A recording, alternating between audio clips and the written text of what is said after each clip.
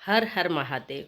सावन के इस अत्यंत पावन और पवित्र महीने में जो भी सुहागिन महिलाएं अपने अखंड सौभाग्य, पति की लंबी आयु और सुख समृद्धि की कामना रखती हैं, वे आज इस दिव्य सावन व्रत कथा को पूरा जरूर सुने। माता पार्वती और भगवान भोलेनाथ की असीम कृपा से इस कथा को सुनने मात्र से ही जीवन के बड़े से बड़े संकट टल जाते हैं और अखंड सौभाग्य का फल प्राप्त होता है। तो आइए पूरे भक्ति भाव से प्रेम से बोलिए ओम नमो शिवाय। एक समय की बात है, एक समृद्ध और विशाल नगर में धर्मपाल नाम का एक अत्यंत धनी, परोपकारी और दयालु व्यापारी रहता था। उसके पास धन संपत्ति, ऊंचे महल, हाथी घोड़े और वैभव की कोई कमी नहीं थी। वह नगर का सबसे प्रतिष्ठित सेठ माना जाता था। उसकी पत्नी भी अत्यंत सुशील, पतिव्रता और धार्मिक विचारों वाली स्त्री थी। वे दोनों प्रतिदिन नियम से भगवान शिव और माता पार्वती की सेवा पूजा करते थे। परंतु इस अपार सुख और वैभव के बावजूद व्यापारी और उसकी पत्नी का जीवन भीतर से बिल्कुल खाली था, क्योंकि उनके आंगन में कोई संतान नहीं थी। संतान न होने का यह गहरा दुख दोनों के हृदय को दिन रात कचोटता रहता था। सेठ जी की पत्नी जब भी नगर की अन्य स्त्रियों को बच्चों के साथ खेलती देखती तो उसकी आंखों में आंसू आ जाते। जब सावन का पवित्र और पावन महीना आरंभ हुआ तो सेठानी ने अपने अखंड सौभाग्य और संतान प्राप्ति की कामना से सावन के प्रथम दिन से ही कठिन व्रत रखने का संकल्प लिया। वह प्रतिदिन सूर्योदय से पूर्व उठकर गंगा जल से स्नान करती, पीले वस्त्र धारण करती और शिव मंदिर जाकर शिवलिंग पर जल, दूध, बेलपत्र, धतूरा और शमी पत्र अर्पित करती। इसके बाद वह माता पार्वती के सामने बैठकर अत्यंत भावुक होकर प्रार्थना करती कि हे जगदम्बा, मेरे सूने आंगन को भर दीजिए और मेरे सुहाग की रक्षा कीजिए। सेठानी की निष्कामता, धैर्य और अनन्य भक्ति को देखकर कैलाश पर्वत पर विराजमान माता पार्वती का हृदय द्रवित हो गया। उन्होंने भगवान शिव से आग्रह करते हुए कहा, हे त्रिलोकीनाथ, यह सुहागिन स्त्री सावन के पूरे महीने में अत्यंत नियम और निष्ठा से आपकी और मेरी पूजा अर्चना कर रही है। इसके मन में संतान न होने का बड़ा दुख है। आप तो भक्तों की हर मनोकामना पूरी करते हैं, फिर इस सुहागिन की झोली क्यों खाली है? कृपया इसे एक सुंदर पुत्र का वरदान दीजिए। भगवान शिव ने मुस्कुराकर माता पार्वती से कहा कि हे देवी, यह संसार कर्म चक्र के नियम से चलता है।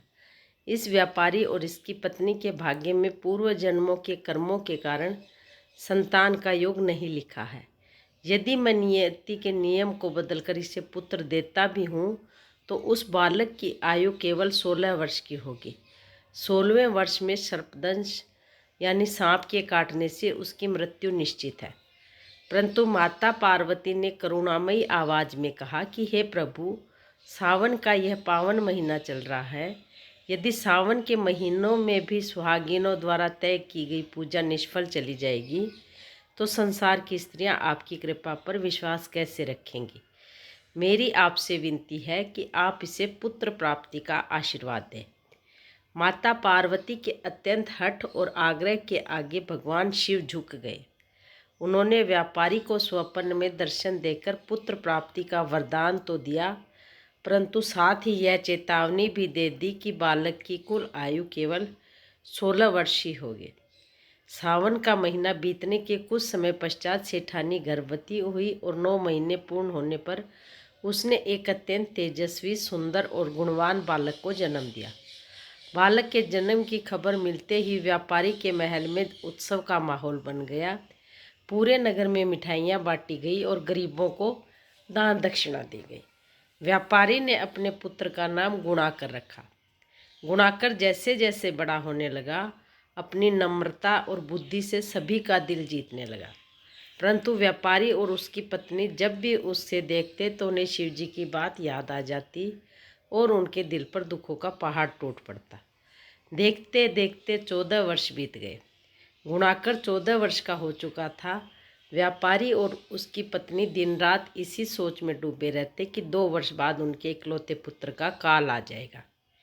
एक दिन व्यापारी ने अपनी पत्नी से कहा, हे प्रिय, हमारे पुत्र की आयु अब केवल 2 वर्ष शेष बची है।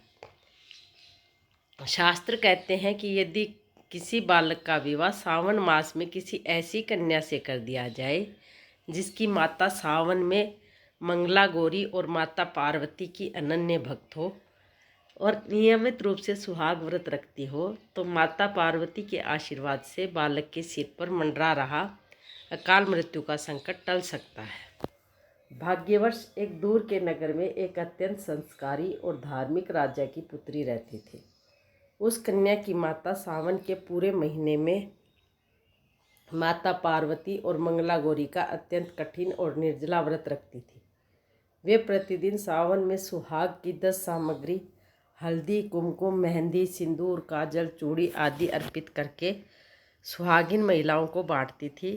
उनकी इस अनन्य भक्ति से प्रसन्न होकर माता पार्वती ने स्वयं उन्हें स्वप्न में दर्शन देकर यह वरदान दिया था कि उनकी पुत्री का सुहाग सदा अमर रहेगा और वह कभी विधवा नहीं होगी। जब धर्मपाल को उस संस्कारी कन्या के बारे में पता चला तो उन्होंने तुरंत अपने पुत्र गुणाकर का विवाह उस राजा की पुत्री के साथ तय करवा दिया। सावन के पावन महीने में ही अत्यंत धूमधाम से दोनों का विवाह संपन्न हुआ। विवाह के पश्चात जब गुणाकर 16वें वर्ष में प्रवेश कर रहा था, तब वह अपनी नवविवाहिता पत्नी के साथ अपने ससुराल में ही रुका हुआ था। ठीक वही रात आ पहुंची जो गुणाकर के जीवन का अंतिम कालखंड थी। रात के समय गुणाकर अपने शयन कक्ष में मखमली बिस्तर पर सो रहा था, परंतु उसकी पत्नी सोई नहीं थी। सावन का महीना चल रहा था और वह अपने मन में माता पार्वती के मंत्रों का जाप करते हुए अपने पति के दीर्घायु होने की प्रार्थना कर रही थी। अचानक मध्य रात्रि में कमरे में एक कोने से एक अत्यंत विशाल और विषैला काला नाग निकला। वह फुंकार मारता हुआ सीधा गुणाकर की ओर बढ़ने लगा ताकि उसे डस सके। नाग को देखकर गुणाकर की पत्नी जरा भी घबराई नहीं। उसने तुरंत अपने मन में माता पार्वती और मंगला गौरी का ध्यान किया और अपने आंचल से माता पार्वती का दिया हुआ सिंदूर और अक्षत निकालकर उस सर्प पर छिड़क दिया। सावन मास के सुहाग व्रत का प्रभाव और माता पार्वती का वरदान इतना शक्तिशाली था कि विषैला नाग गुणाकर के पास आते ही एकदम शांत और प्रभावहीन हो गया। उसने अपना फन नीचे कर दिया। कन्या ने तुरंत सूझबूझ दिखाई और पास ही रखे एक मिट्टी के बड़े मटके में उस नाग को बंद करके ऊपर से ढक्कन लगा दिया और उस पर माता पार्वती का नाम लिख दिया। इसके बाद वह रात भर बैठकर शिव पार्वती की आराधना करती रही। अगली सुबह जब दिन निकला तो गुणाकर पूरी तरह स्वस्थ उठकर बैठ गया। जब कमरे में परिवार के अन्य सदस्य आए और रात की बात पता चली तो सभी डरते डरते उस मटके के पास पहुँचे।